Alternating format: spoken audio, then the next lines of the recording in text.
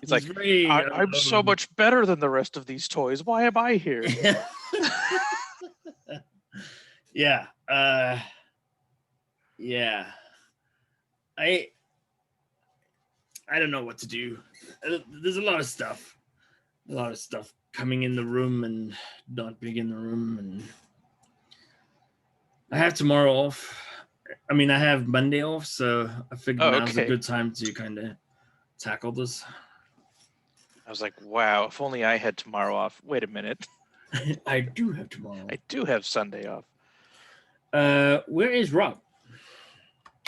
Probably finishing his sandwich, since sandwiches are no longer allowed on the stream that I rule I made up.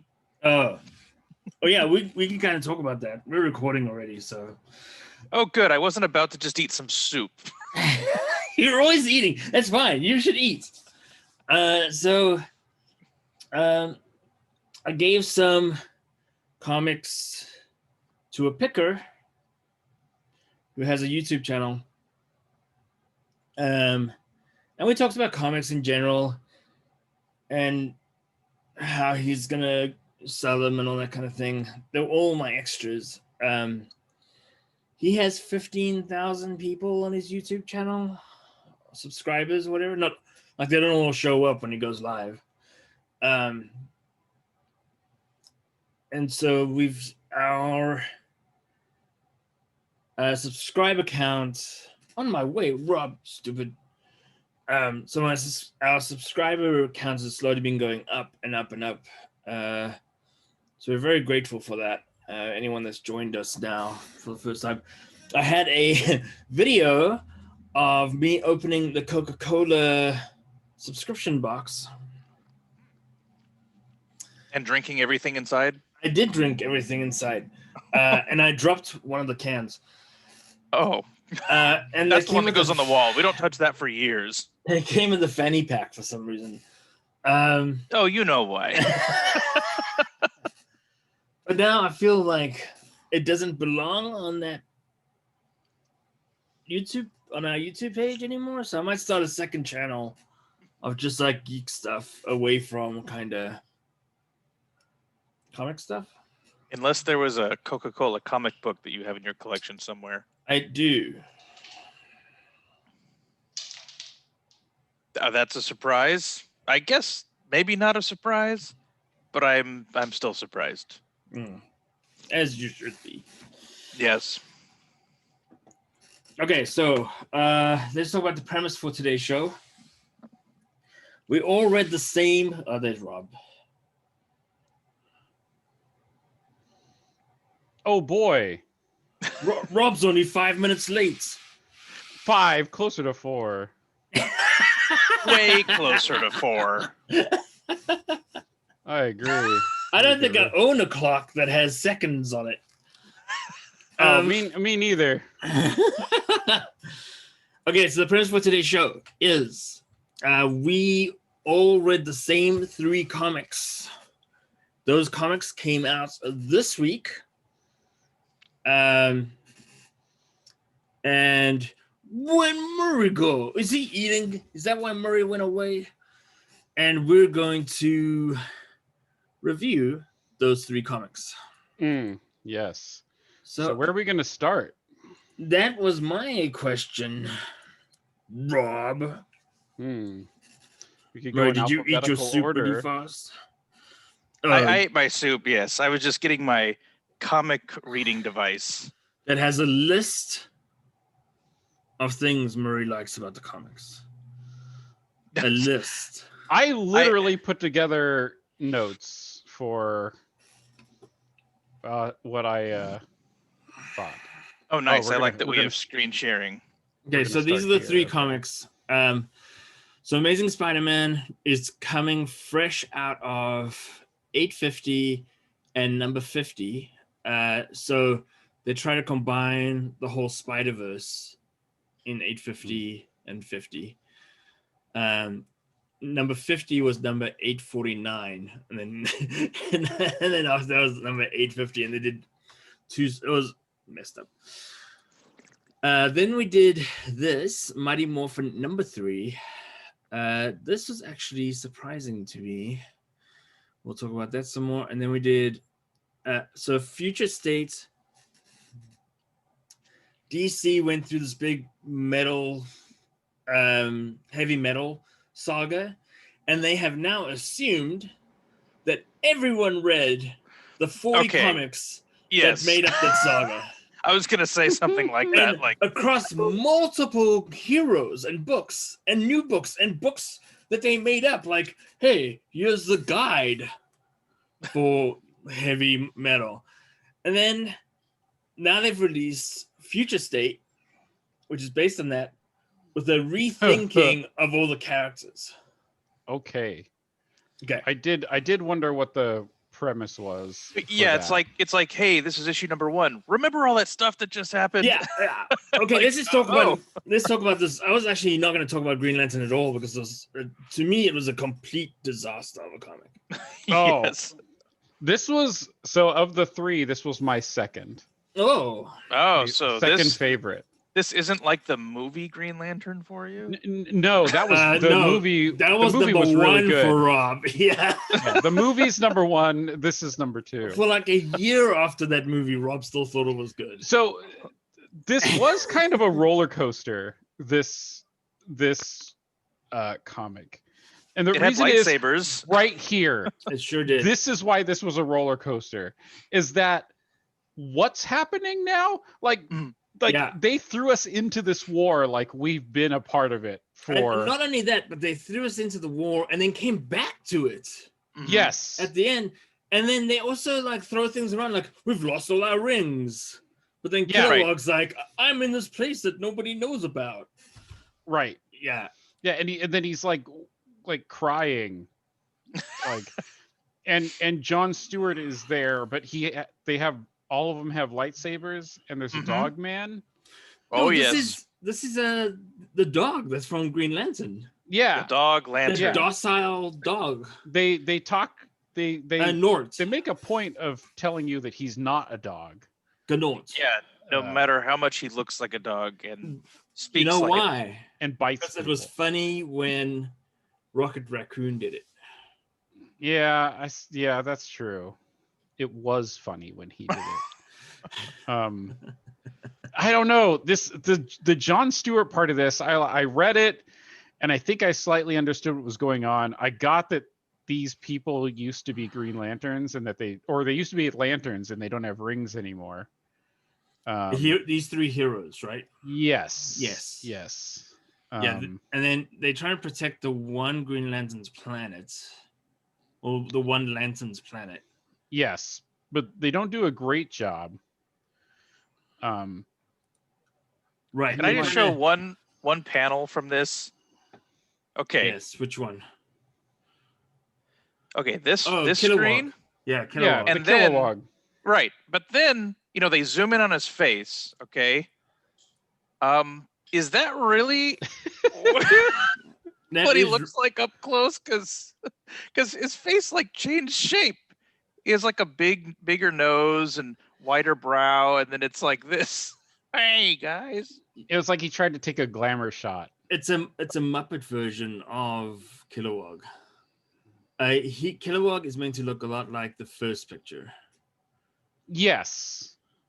He's got a very boxy head Yeah. and aggressive kind of looks. And then he turned into Uwu anime girl in the second frame. Yeah, kind of like his face melted.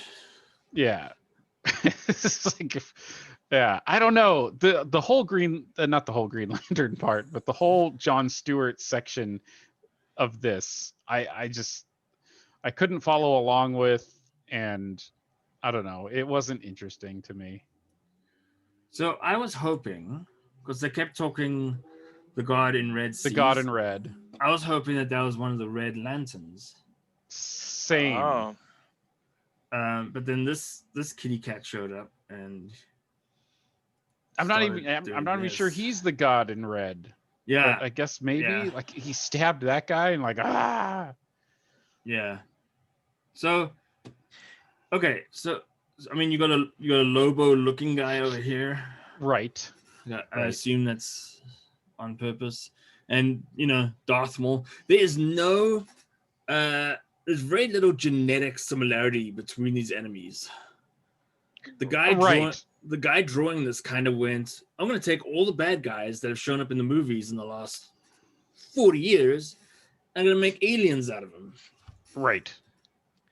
And then someone was like, oh, by the way, they're all supposed to be purple. And he's like, what? Maybe a pink purple? How about a pink purple? He's like, no, they were supposed to be different. So is there a reason why it's like several stories in one comic? Yeah, so we can talk that about are that. not connected. They don't seem to be connected. Their new strategy is, and I actually didn't know, Murray, if any of us would realize that they're not connected, really. The new strategy is to take the major titles. So after 2 months, after this Heavy Metal 2.0 finishes, they're going to take the major titles and they're going to have the first story, and they're going to take the minor titles like League of Superheroes or Legion of Superheroes, Supergirl, blah, blah, blah, and stick them as kind of end markers, these short little stories in the end. Oh. The other problem that you're seeing here is that DC fired all their good artists. And they've hired one does. They've hired some very inexperienced artists because they can get them for cheap. And what you see here is them trying to figure out their style, them trying to figure out how to fit into the DC style. So the art's not very good because of that. You see like very little detail on the faces in the back. And when that I say explains the back, why there's such a variety. Yeah, exactly. Like they don't seem consistent. Like that Wolverine guy in the top panel. Yeah. To the right. Yeah. The Lobo guy. Yeah, Lobo. And then you've got, spiny Thanos in the second panel. Right. They really this style of doing things is harkening back to like the 1960s. Sure. When you got a Superman comic, it had like other adventures in it. Oh, right. Yeah. And the artists on it were new. I mean, well, everyone was new. Everyone was new, yeah. Right. So they're kind of harkening back to where they began. Yeah. It's gonna be interesting to see if this video is allowed to be played. Because of how much of the comic you're showing? Yeah, exactly. We'll see. So I like these whips. Yeah. Like, and they kept doing these shots of Jon Stewart where he's like agreed pseudo facing the camera and like posing and saying dramatic things. Yeah, squad ring on me. Like, yeah. And then people get attacked, and then he's like, no, I'm not a dog person. Arf? And Gnort would barely be able to eat anything with this arrangement of teeth. Correct. Okay. Anything else to be said about this? Not this story? No. Other than I was confused. Like, maybe I'll read the next one and it'll be make more sense. So out of 5. Oh, good. What would you rate this Green Lantern story? Would you read it again? Would you buy it in a hard copy? I have. Not out of choice. So this was the one I liked least out of the 3 stories in this book. Oh, in this book, yeah. This is easily the worst. I wouldn't read it again. They threw you in the middle. You don't know what's going on, and they try and make you care. And you're not supposed to kill a dog in movies. I don't know about this. If it counts. He's not a dog. Nah. Oh yeah, then go ahead. I'm not even sure. Wait, sorry, I clicked the button. I'm not even sure where the speech bubble's coming from. Like this guy, his crotch. I don't know. He's really upset about it happening, despite not being facing where. Right. Like he doesn't even see what's going on, but he just knows. Point. It's more like he's worried about Nort yelling. He's like, no, Nort! Shush! Yeah, he's like, no, shut up. Go to your bed! Bad dog. He's like, stop making that shunking noise. All right. So then we moved on to We moved into Jessica Cruz's part of the story. yeah, this is the same story. Sure, yeah, same thing, but they changed focus. Yeah.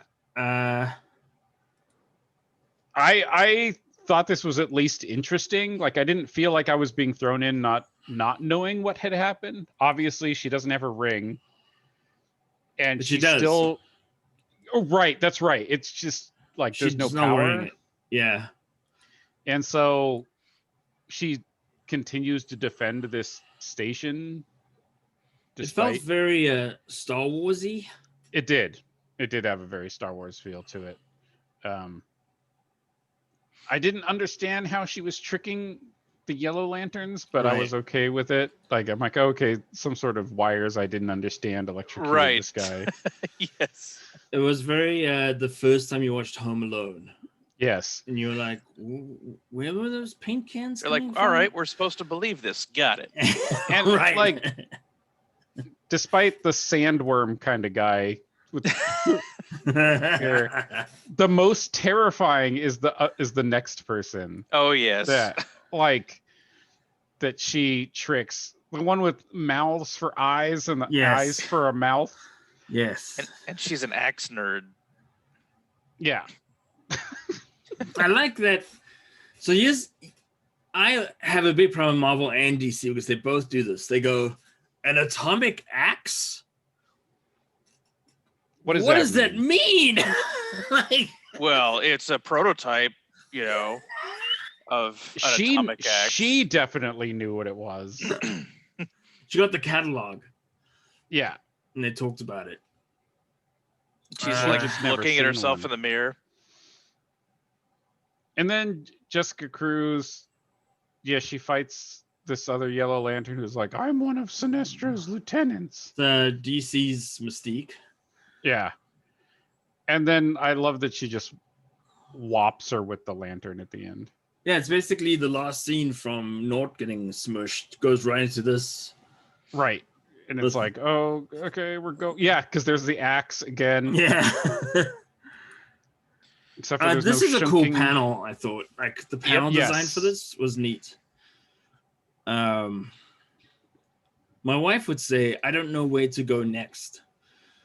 But I think if you've read comics enough, you kind of. I was going to say, I think the only way to know how comic layouts work is to have looked at enough comics to understand. Yeah. I like that they use this long panel for her power. Like, kind of showing Yeah. that she's apparently extremely slow at using her power. Yeah. Tick, tick, tick, tick, tick, tick, tick, tick. Yeah, And this then- was an interesting reveal. So Jessica Cruz, in our current understanding of the universe, is a Green Lantern, Correct. not a Celestial Corp Lantern. This is her Or- invitation. Or as I call it, Banana Yellow Lantern. The fact that when you even search for Jessica Cruz Yellow Lantern, Yeah. on- it's- like Google autofills yellow pages before Right. it even suggests Yellow Lantern. Right. And I'm like, Google well, hasn't read this comic yet. Yeah. no, Well, no, now- not quite there. I'm just guessing that anything This- that ends up on YouTube gets indexed by Google. This one I thought this one was funny. I thought so Like- too. To a point, it was funny. I liked how he had to tell them that just because he thought grape jelly was the best doesn't mean that other people who don't like grape jelly are heretics. Right. It was very Guy Gardner. Yes, it was. What I didn't really understand, like, these creatures all around here made you kind of think that it was the same universe as the first story. Right, like the same planet or same system or something like that. Yeah. But they're definitely not when they start showing them up close. Yes. Yes. I did not understand necessarily why he lost his powers.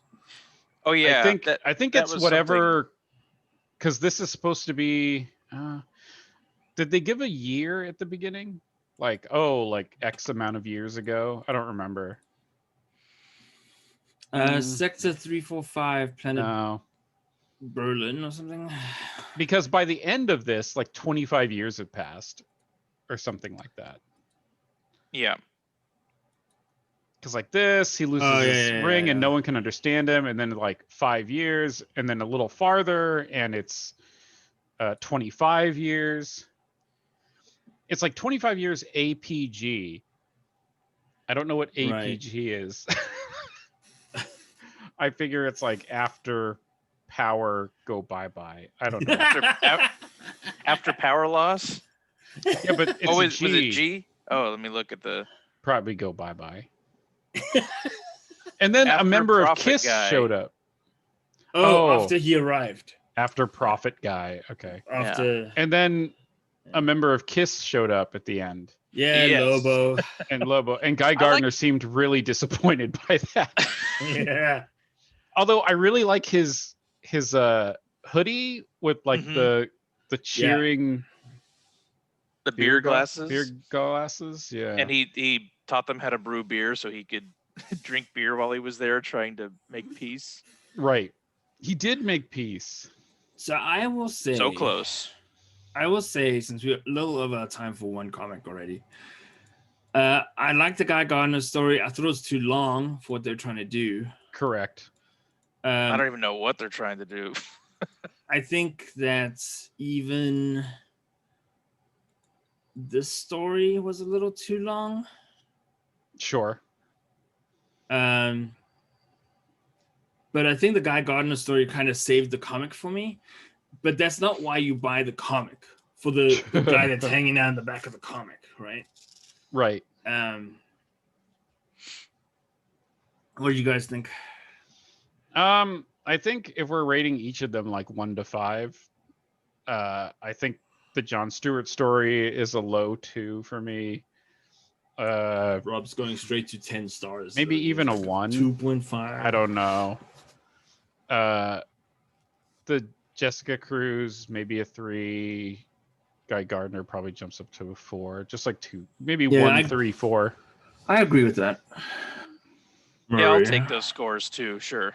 Yeah. Actually, these are mine. You guys have to pick different numbers. I thought this comic was the weakest out of all 3, but I understand how you might not have thought so. And we'll understand why when you get to the Spider-Man comic.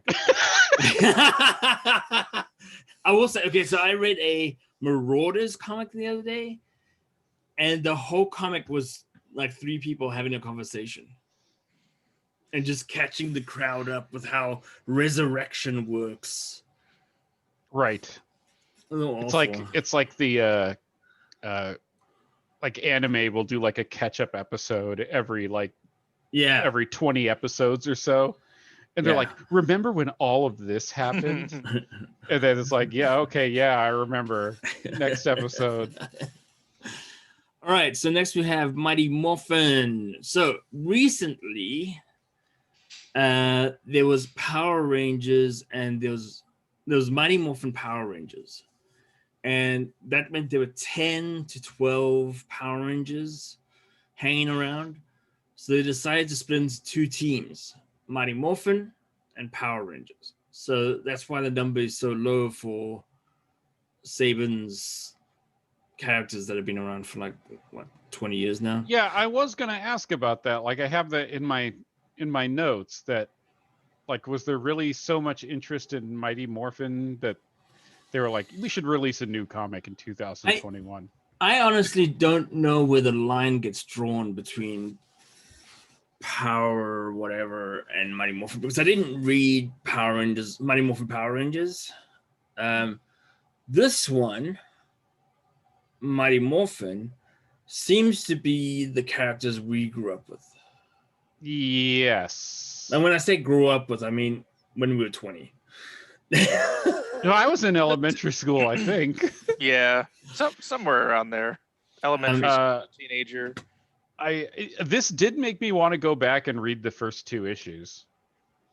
Like, Yeah, I enjoyed. This was my favorite of the 3 comics. I think you might need to go back and read some of the last few issues of Mighty Morphin Power Rangers to understand Okay.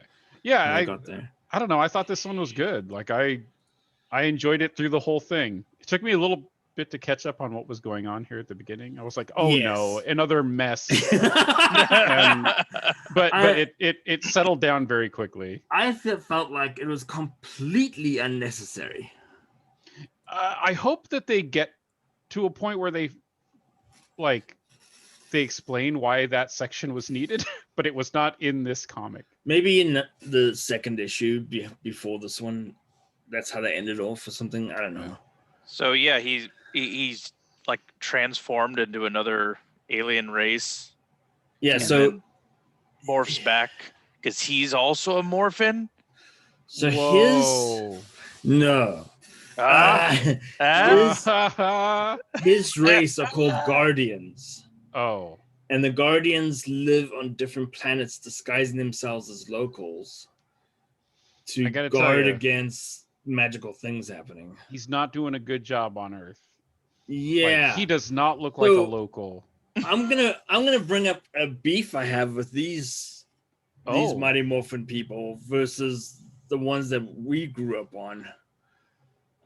Okay, so what I liked about this comic was there's plenty of action. Mm-hmm. And they did what Spider-Man and Green Lanterns used to do, where they're giving you context about what's going on while the action is happening. Like you kind of like you don't have to sit through 6 panels of a guy looking at the third wall going, this is what happened last week. Right. What do you guys think? because they're a team, they're shouting the details to each other like they did in the show. Yes. And not like, maybe Spider-Man, who might have thought bubbles about every, the situation that's going on. Yeah. Yeah. Rob, what did you think of this?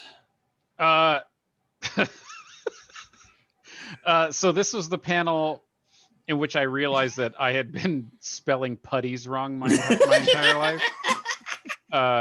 Apparently, and what's funny, when I really think about it out loud, it makes perfect sense that it's spelled with 2 T's, not 2 D's, because putty is also spelled with 2 T's, which is what they are based off of. Yeah, so this was that top panel is where I learned I'm an idiot and have been for a long time. Did you like how in the top panel, this putty is wearing a nice an evil koala t-shirt. Yeah. He was the best one. Yeah. Oh, so what's happening is that the humans from the town they're in are transforming into putties. So that's why he's wearing a koala shirt. An evil koala shirt. I think it's either the white light, either the White Lantern or the Black Lantern. Power Ranger says it eventually. Yeah, correct. He's like, otherwise I'm sorry about all this punching or kicking. But I don't know. I really enjoyed this. I look forward to the next one. Yeah, I thought it was good too. It was my favorite out of the 3. Yeah, which I did not expect. I liked Power Rangers enough when I was younger, but I don't know. But and then this kind of happened over here where the Black Ranger turned against them. Right. Oh yeah. Because putties touched him too much. I don't know. They defeated him pretty easy though. Like, here's what it took a kick to the back of the head. What I thought though was it was cute the way I did it. They did it. Like, you never do watch your back. And then she smashes him in the neck and goes, I guess that's why it's my job, right? Like there's a relationship there. And this is something that the Spider-Man comic did not do. Was show kind of a relationship between these characters that have to fight together. Here's what I don't like. Sure, Black Power Rangers knocked out. They got to help him in the TV show. Like some of them would have gone back, and the rest would have fought. Like continue to fight to protect the town. But no, they all go away, and then they have like 3 pages of chatting up each other. That's true, and the White Ranger is upset about it. Yeah, because he's like, there's still people there. Like, we need to go back. Like, yeah right. It's stupid. And then Zordon's like, I know I don't like people dying either, but and then they got what are you gonna do? I'm just a floating head. I'm just a local. They got these 2 guys where yeah. the skinny guy they made much better looking. And the fat guy, he's not that fat. He's like keeping up with them as they run. Right. Like we're fatter than that guy. He was like 300 pounds in the TV show. Right. And then they added this girl that apparently can beat stuff up and is cooler than them. Yeah, it was very precise blue hair. Right. I still enjoyed a trash it, can. Yeah. No, it was good. It was just overall, it was just good, enjoyable.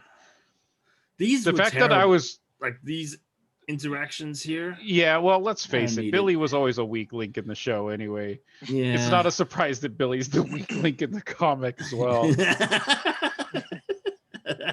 It's the glasses. Like, did he wear his glasses under the helmet? And what's terrible is when I was a kid, like Triceratops was and I guess is my favorite dinosaur. It's not even a carnivore. But it was not my favorite. Like, he ended up being such a lame Power Ranger. Like, what are you gonna do? Yeah, Triceratops, eat that leaf. He's gonna eat it. Yeah. Like, yeah. And then going from this page to the next one made me feel like I missed something. Yes, I 100% agree. Because it was like, oh no, it got big, and there was no like, oh hey, this is happening, let's react. It was just like, aha! I think that's how the TV show was. Like, I think you might be right. Like clearly this guy's getting big. He's like the size of buildings, and then suddenly they show up with animals. Yeah, and also form them into one thing. Well, 2 things in this case. Was it always Thunder Zord? No. Okay. It was Super Megazord. I remember like Megazord or yeah. And I do remember that like the White Ranger got like his own. Yeah, so did Green Ranger. His own cat. Right. Yeah. Yeah. Well. Yeah. Anyway, yeah. Overall good. Out of 5, I'd give this a pretty high, I guess, like a 4.5. Yeah, I agree with you.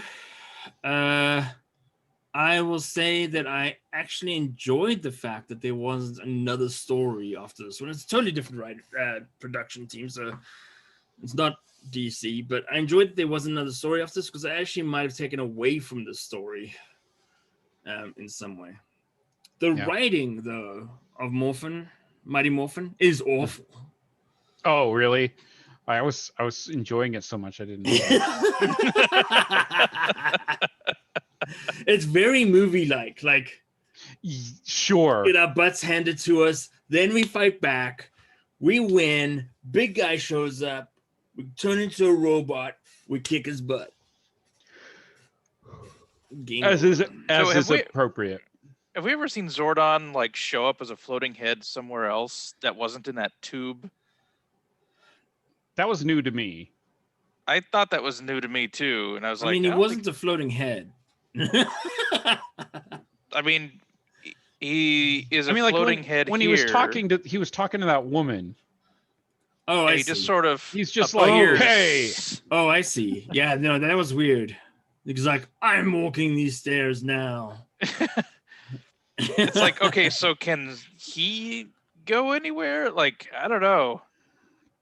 And what's funny is she didn't seem fazed by that at all. Yeah, she's like, stop, all right, hey, Zordon. I like that he makes the farting noise when he shows up, though.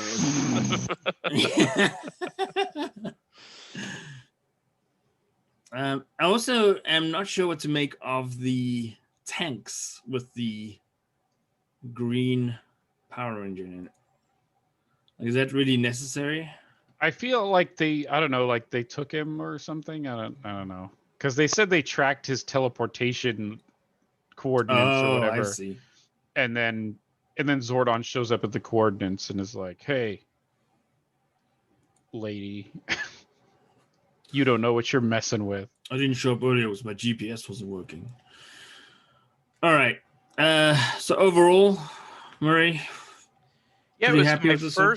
it was my first Mighty Morphin or Power Rangers or any of that kind of comic to read. So I kind of liked that it was like a snapshot of a part of an episode. Yeah. But I was expecting more of like a single episode, I think. And so when it got to the end, it was like, okay, I could see how this could be maybe a two-parter. But usually there's in the show, at least, there's like a finite Closure. Yeah. definitive moment where they're switching gears and doing something else. And I don't know if that's going to happen here or not. So I'd They go probably to the look. gym and work out. I'd probably look at the one before and the one after and just see where it Yeah. goes. Yeah, I'll read the next one and see if they can maintain. It's interesting. All the indie companies are kind of leaving, and I think this is IDW. They're kind of leaving Marvel and DC to do the superheroes, or they kind of do angsty teens on an island somewhere.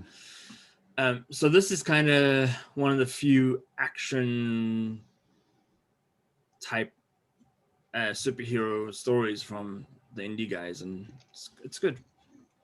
Yeah. And I wonder if they're going to do a Zordon storyline, because they did start with it like whatever it was 10,000 years ago or something. Yeah, I will say that they, if they're going to jump back and forth and reveal more about his path. I mean, Power Rangers is all about Zordon. Power Rangers, Mighty Morphin Power Rangers. He's the one that summoned them to be protectors. He's the one that has done all this. So it would make sense they continue that story. Like, how did he get to Earth? What made him stay? Yeah, I think that's what caught my interest. And then they didn't talk about it after the first few panels. And I was like, oh, well, maybe the next one will. And, maybe they did in the previous comic. I don't know, but I'll look at it. We'll start a petition. Zordon should get his own comic. Where he just talks to different species. Like Captain Kirk. Well, Captain Kirk shoots them first and then he talks to them. All right, now our favorite. This is number 2 for me. This was number 3 for me. Did you read the In Memoriam? Yeah, I did a little bit, and that was nice. This was my favorite part. Not because he was dead. I like this picture, but yeah. I mean, look, they're wearing wearing button-up shirts and ties. They're all on cocaine. Yet they were having a blast with like comics way back in the day. Like this guy's. I mean, Mike's clearly on cocaine right here. I mean, there's just. This is a wide seat. Like, this guy knows how to sit. Like, look at those angles. He's like, he offered me a seat, and I'm going to take the whole area. Like, it's almost like all this furniture is just like half a foot off the ground. All right. So, yes, they have a post-mortem of Mike Hobson's life. So this is number 57. So we're kind of, again, being thrown in to some stuff going on that is really like deep comic lore, I assume, in the overall story. Deeper comic lore stuff where it's like, wow, there's a character I don't recognize, and yet he's part of the main story here, and they kind of go through and reveal who he is and all that. And Spider-Man's got all this pent up anger already. It's like, okay, this must have really been building up through this series. It was a very Spider-Man story. Like, I don't know if I should be this hero anymore. All my friends are getting hurt. A defeated Spider-Man, kind of, I think from his viewpoint. Right. I have like very few notes on this one, and one of them was they could have replaced amazing with crying. And it would have been a similar comic, so it'd just be the crying Spider-Man. So Because he did a lot of crying. Replace the centipede person with Goblin, Right? Green Goblin, for the betterment of our old comic knowledge. And then suddenly, out of nowhere, all his spider team shows up in the graveyard. Yes, this is a very Marvel Endgame, Avengers Endgame kind of moment. It's like, hi, everybody. Okay, I don't know who some of those people are. And then, like I also put a note in here about there were spider people and a cool trench coat redhead. She's cool because she's wearing glasses. And then when all the spider people swing away, she obviously doesn't have spider powers because one of them is dragging her. She's like April O'Neil. Also, apparently being a spider person clearly favors you being female. Yes. That's why Peter Parker became a Spider-Man. Well, that's just Spider-Man's choice. Other spider people should be female. He has to pick him. He's like a Green Lantern. Yes. He carries that radioactive spider with him everywhere so he can get some females on his team. So there was a lot of strangeness with this comic. Like this last panel, the super secretive lady kind of ends her sentence in midair, and then bam, he's beating up it's Osborn. He's telling the story, I guess, that led to that point. Yeah. Because they're challenging him, like, what happened? You have to tell us now. Yeah, I kind of feel it's like before his costume got all tore up. Good point. It's funny because Green Goblin, always a creepy character, and very psychological. And I think what you learn here through way too much storytelling and monologuing is that Green Goblin is kind of inside of Peter Parker's head. Where was that? Over here,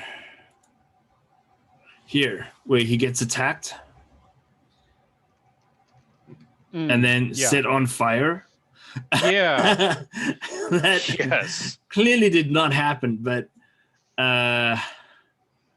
yes. Yep.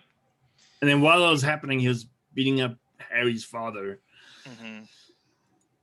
And he's like, well, that was weird. I gotta go. And this is it, where they're like, we're the Order. And like, yeah, one of them looks like, some of them have webs going. Like Spider-Woman and Trenchcoat Lady. Right. Are, I don't know, Trenchcoat Lady looks like she's really trying to hang on. Yeah, double gripping. You know what? It might just be Cyclops in a wig.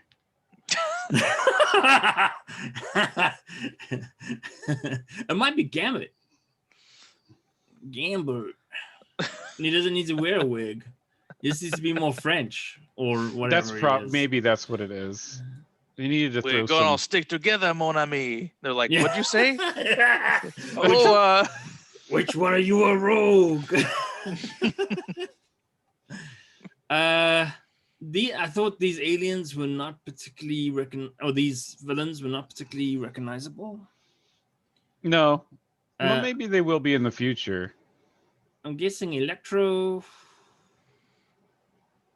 also known as Jamie Foxx, and Concrete Man. These are all solid guesses, especially Concrete Man. Yeah, I don't know if Green Goblin turned into this thing with the centipedes, or if or what happened. Like maybe the centipedes are what takes over the person's body, or a lot of confusion regardless. Mm-hmm. That's what you get when you jump in this deep. Yeah, and then they're like, at the end here, they're like, oh man, thanks for getting all these bodies for me. And he's like, oh yeah, of course. And then she gets really surprised by one, and there's a centipede. Yeah, so I think what happened was they were fighting in a graveyard and all these got ripped out of the ground. Yeah. Fight. Mm-hmm. But then she finds Osborn's body in amongst the mix. Yeah, I think she's like, but one doesn't belong here. Oh no, Mary Jane, please. This does not need to happen. No. Like, as an artist, this is like the cheapest way of of drawing anything. It was kind of like they did a bunch of sketches of her face, and they're like, well, I really want to use all of these.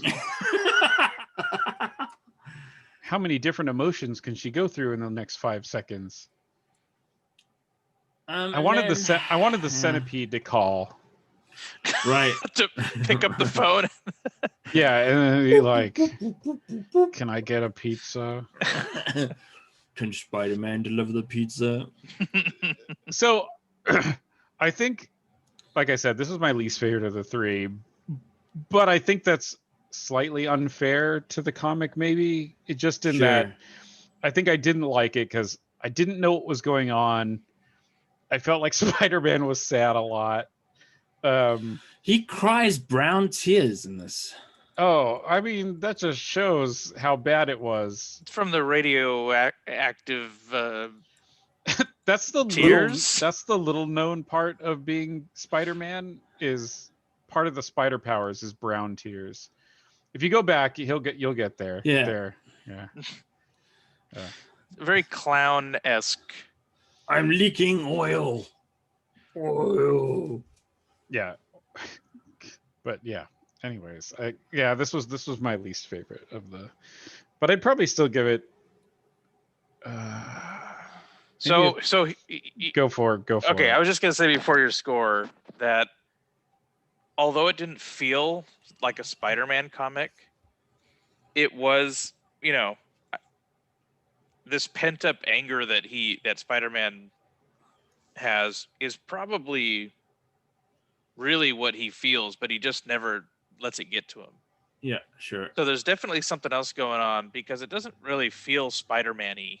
Spider-Man's got the quick quips, and there's nothing happy about this comic. No, and doesn't let lets things roll off his back, and even though he's dealing with this difficult situation and learning about this situation, it is strange what's going on here. So I hope that the comics before and after this sort of give that closure, because if they don't and they're just like, nope, Spider-Man's really angry in this one, it's like, okay, it feels a little bit out of the realm of what I would expect reading a Spider-Man comic.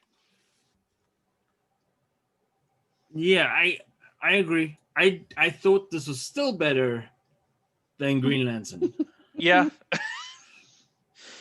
Sure. Green Lantern looks like it was drawn by and colored by a 10-year-old. Probably true. It's like what you'd find on a children's mat at Arby's. Oh, do you even know where there's an Arby's anymore? Because I'm sad. There's one way in the South Bay that I just don't want to go down there to get Arby's. Oh, yeah, there's one. I'll have. There's one in El Camino down. No, it's too far. Yeah, I know. There used to be one right nearby, but I don't know. It burnt down or something. Did you go too often? Was that why? That's what it was. The meats. They had them and they burnt them. Oh, you're not drinking. Wait, what flavor LaCroix is that? I don't want to. Peach pear. Okay, I thought it was coconut. I was like, you're a monster. Is there a coconut one? There is. It's awful. It does not taste like coconut. It's awful. You may as well like. I think it is largely considered, if you look around on the internet, it is the worst flavor of LaCroix. It's like a large man showed up, which means you might like it. Sweat into a can after eating a coconut. Yeah. I'll stay away from it. I should bring you some. Because everyone always has the box of leftover LaCroix they don't like. Because I have something of yours that I guess I'll bring to you someday. Oh yeah, okay. you do. Yeah. Oh, good. So I have a bunch of The Order comics, by the way. Not good. Well, now we figured out where they got their name. From a graveyard. Yeah, and trench coat lady. Yeah. Cyclops. All right. Rating. I'm gonna give it a 2.5. Dead in the middle. Like, I wouldn't pick it up, but if it was handed to me free, I would read it and throw it in the trash or wipe my ass with it. You have one though, right? Yes. Okay. Just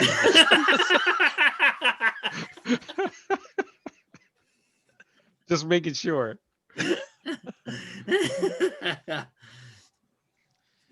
What do you think? I was gonna be nicer than that, but I was gonna give it like a 3.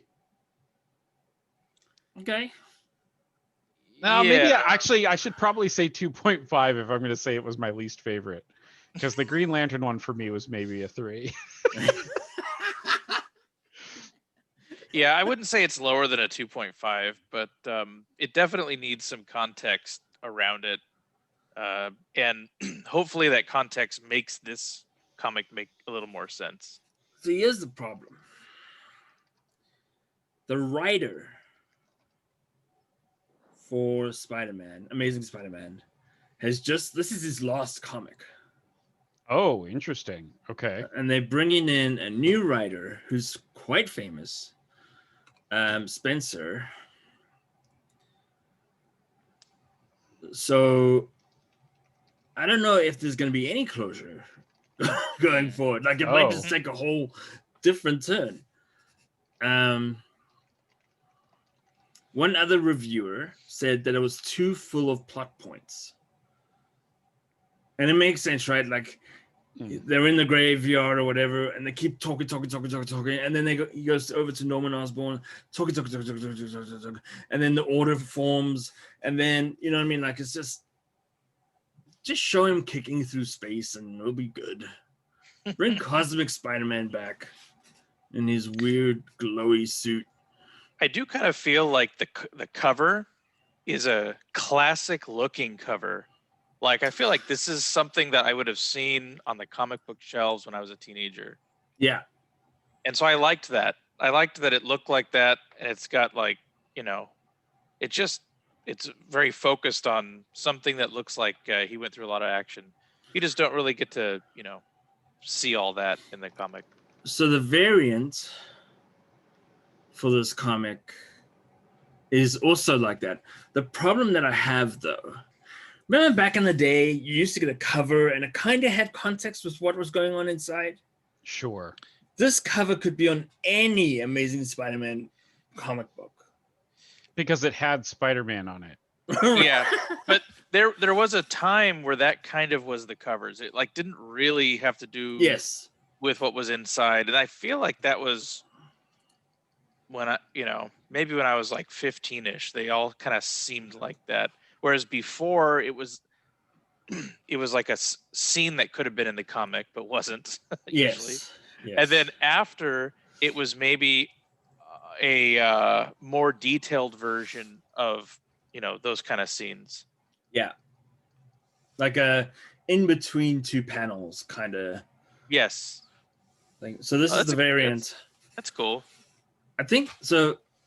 The comic covers have been getting very good, but I think that's because the artists don't have to make up what Spider-Man looks like, or the Guardians of the Galaxy, or they got something to base that on, and that's the movies, the TV shows, and they can kind of go that way with it. And they can weirdly, I don't know if they can weirdly feel safe in going that way. Yeah. Because it's already accepted and semi-popular, at least. I mean, comic books have been sued for making their characters look too much like a celebrity. Oh, gosh. So, all right, guys. I this is an attempt to be more formulaic to some degree. What did you guys think? Sure. Yay! Oh, no, it was good. Made the time go by pretty quick too. I mean, it worked. You know, I think we're often used to looking at what you got to share, Marcel, which is the entertaining part of us joining. But yeah, it was nice to have something that, you know, where we could all kind of be on the same page about before we jumped on. Yeah, and I think doing it on like a Friday or a Saturday works because we have time to kind of read the comic before jumping into it. I like that we're doing new comics, but it might get old real fast. So we'll have to read some old ones. We can also pull some classic number 1s and number 2s and number 3s, and yeah, that would be kind of neat to see what we think of the number 1s that are classic. Like, is this even the same character anymore? Yeah, well, let's not do Superman then, because it's definitely not the same character. Yeah, that's yeah. He can barely walk in this one. He just leaps around in underwear. Lifting cars. I know I always enjoy a good number 1 and number 2. Rob. I'm just saying. That's when Rob ironically does all his reading of his number 1s and number 2s. Yeah, okay. So we'll keep this going. I'm in the middle of changing my room around. That's why it looks very naked back there. I wouldn't say it looks naked. It actually I was it's gonna pretty say full of posters. It still looks like it's full of stuff, just less stuff. Yeah, I think I'm gonna unbox all my action figures and have them play with each other. Nice. I noticed that Batman and Robin are missing. Yes, they came down. Oh well. Cool. Is what it is. All right, guys. Thank you very much. Yeah. Yep. See you guys. Bye. It was fun. See ya.